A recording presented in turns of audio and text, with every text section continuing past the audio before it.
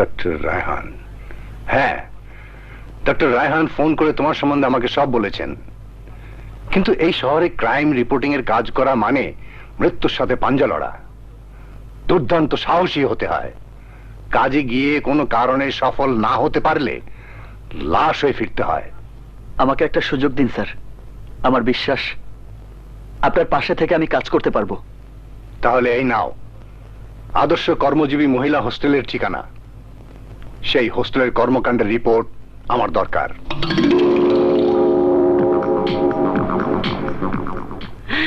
আরে না না না, এক্সকিউজ মি, ম্যানেজার কি আপনি? হ্যাঁ কি চাই বলুন। আপনার কাজকর্মের খবর। আমার খবর হচ্ছে আমি 5 ফিট 7 ইঞ্চি, দেখতে লম্বা হলেও ওজন কমই আছে, এখনো কোমর পাতলা আছে। আপনি ধরে দেখুন। আরে না না না, আমি আপনার ব্যক্তিগত খবর নিতে আসিনি। আমার প্রয়োজন আপনি কবে থেকে এখানে আছেন, কতজন মেয়ে এই হোস্টেলে আছেন, কতজন বিবাহিতা, কতজন অবিবাহিতা, তারা কোথায় কি কাজ করেন। এত কিছু জেনে আপনি কি করবেন? পত্রিকায় রিপোর্ট করব। কি তুমি সাংবাদিক? জি। এখানে পুরুষের আসার নিষেধ তা তুমি জানো? এই কোথায় তোরা? আচ্ছা, এরা কি মেয়ে? জি না, এরা আমাদের সিকিউরিটি। বের কি দেখছিস? বের করে বেরাকে।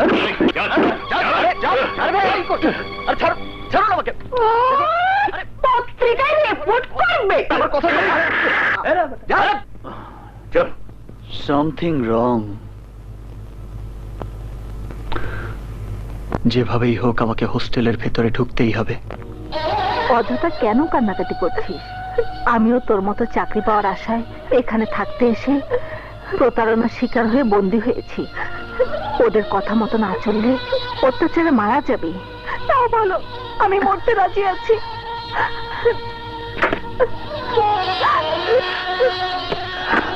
ভাইয়া, আমাকে আপনি নষ্ট করবেন না। আমি নষ্ট মেয়ে নই, আমাকে দয়া করুন ভাইয়া, আমাকে দয়া করুন। তুমি যা ভেবেছো আমি সেরকম কেউ নই। আমি একজন ক্রাইম জার্নালিস্ট।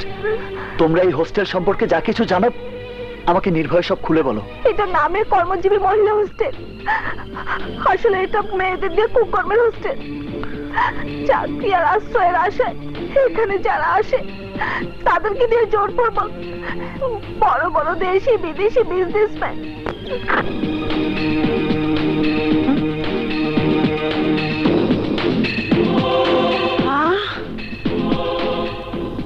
একটা সাংবাদিক দেখি এখানে। সাংবাদিক ঢুকে পড়েছে। সামনে গরম, এই বান্দির পুত কার সর্বনাশ করতে এসেছে।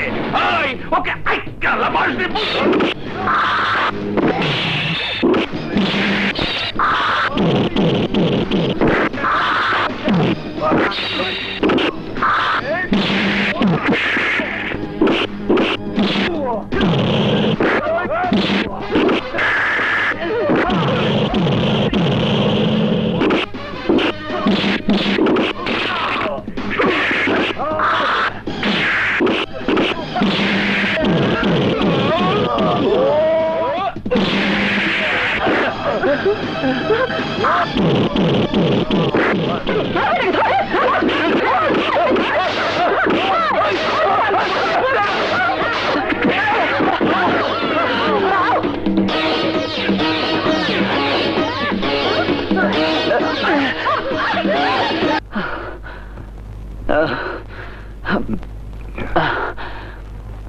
কি অবস্থা তোমার? গেলে বীর পুরুষের মতো আর আসলে মেয়ে মানুষের মতো। সেই কাহিনী পরে বলবো স্যার। হোস্টেলের ইন্টারনাল খবর সব নিয়ে এসেছি। বলো কি? হ্যাঁ স্যার, কর্মজীবী মহিলা হোস্টেলের নামে ওটা একটা পতিতালয়, সমাজের নামি দামি মানুষদের রংমহল, যেখানে মেয়েদেরকে জোরপূর্বক পতিতাবৃত্তি করতে বাধ্য করা হয়। ওয়েল ডান, ওয়েল ডান মাই বয়, ওয়েল ডান। তোমার মতো ছেলে কি আমার প্রয়োজন? যে হোস্টেল তৈরির জন্য আমি আমার স্ত্রীকে হারিয়েছি, পঙ্গু জীবন নিয়ে এই হুইল চেয়ারে আজ আমি বন্দী হয়ে আছি, তার রহস্য উদ্ঘাটন করেছো তুমি। স্যার, ওই হোস্টেলের জায়গাটি ছিল আমার, যেখানে আমি গড়ে তুলেছিলাম একটি আদর্শ শিক্ষা প্রতিষ্ঠান। বছর কয়েক আগে একদিন আব্বু, ও আব্বুকে মেরে ফেলবে। আমাদের তুমি বাঁচাও আব্বু, আমাদের তুমি বাঁচাও। ঝিনুক কথা বল মা। হেডমাস্টার, তোর ব্যাড লাক। টাকার বিনিময়ে যা তুই দেশ নাই, এখন বিনা টাকায় সেই জায়গা তোকে দিতে হবে। আর তা না হলে তোর স্ত্রী আর তোর সন্তানের জীবনের আশা ছেড়ে দিয়ে বাসার ভাষা বুঝতে হবে।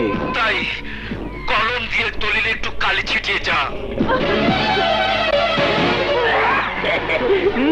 চান্দি গরম গরম, চান্দি ঠান্ডা হইল।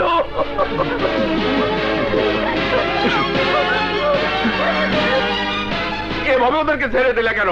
এখন কি যদি কোনো ঝামেলার সৃষ্টি করে? ভাষার ভাষা না বুঝলে জীবনের আশা ছেড়ে দিতে হয়। আইন প্রশাসন ওদের হাতের মুঠোয় ছিল বলে আমি বিচার চিপ পাইনি, আর তাই ওদের বিরুদ্ধে হাতে কলম তুলে নিয়েছি। জীবনের শেষ সম্বল যা ছিল তা দিয়ে এই পত্রিকার অফিস গড়ে তুলেছি। ওদের অবৈধ অসামাজিক কার্যকলাপ দেশবাসীর কাছে তুলে ধরার চেষ্টা করেছি, কিন্তু আজও পরিপূর্ণভাবে সফল হতে পারিনি। এবার সেই সফলতা আসবে স্যার। আমি আপনার আশা আকাঙ্ক্ষা সফল করব, আর তার জন্য যত বিপদ আসবে সবকিছুর মোকাবেলা আমি করব। আপনি কোনো চিন্তা করবেন না স্যার। তোমার মতো একজন ছেলেকে পেয়ে আমাকে নিয়ে আর কোনো চিন্তা করি না। দুর্জয়, চিন্তা শুধু মা আর আমার মেয়েটিকে নিয়ে। আমি ওকে সঙ্গ দিতে পারি না। নিঃসঙ্গ জীবনে ও নিজের খেয়াল খুশি মতো চলাফেরা করে।